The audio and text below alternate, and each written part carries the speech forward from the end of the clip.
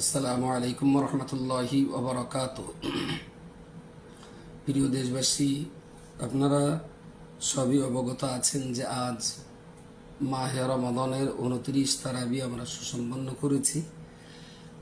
আগামীকাল রোজা হবে ইনশাআল্লাহ। এবং সঙ্গে আজকের এই ঘোষণাটা বা আমার লাইফে আসার মূল উদ্দেশ্য সেটা হল এই, চাঁদ নিয়ে অতীতে যেরকম বিভ্রান্তির সৃষ্টি হতো ঈদুল ফিতর বা ঈদুল আযহা নিয়ে, আলহামদুলিল্লাহ এক্ষুনি সেই বিভ্রান্তি অনেকটাই কমে গেছে। তার একমাত্র কারণ হলো মানুষের সাথে যোগাযোগ করাটা এবং সম্পর্ক তৈরি করাটা বা চাঁদের সংবাদ আদান প্রদানটা সোশ্যাল মিডিয়া বা মোবাইলের দৌড়াতে এখন অনেকটাই সহজ হয়েছে।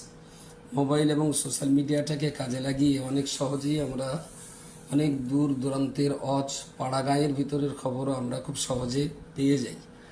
তো অল ইন্ডিয়া সুন্নাত ওয়াল জামাতের পক্ষ থেকে সবাইকে মাহে রমাদানের আলবিদা এবং ঈদুল ফিতরের শুভেচ্ছা বার্তা আমরা আগাম ঘোষণা করছি এবং এটাও বলছি যে আগামীকাল সবাই চাঁদ দেখার জন্য তৈরি থাকবেন।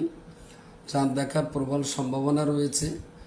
বিশেষত আজ 29শে রমজান, আগামীকাল চাঁদটা আমাদের সবাইকে দেখতে হবে। অল ইন্ডিয়া সুন্নাত ওয়াল জামাতের শাখা সংগঠন পশ্চিমবঙ্গ হিলাল কমিটি রাজ্যের প্রায় প্রত্যেকটা জেলাতে এবং প্রত্যেকটা ব্লকে আমাদের যে প্রতিনিধি আছেন চাঁদ দেখার, তারা প্রত্যেক বৎসর আমাদেরকে যথেষ্ট সহযোগিতা করেন এই চাঁদের সংবাদটা মানুষের কাছে তুলে ধরার জন্য। অফিসে কাজে বন্দি থাকার কারণে চাঁদ দেখার সুযোগ আমাদের বিশেষ হয় না।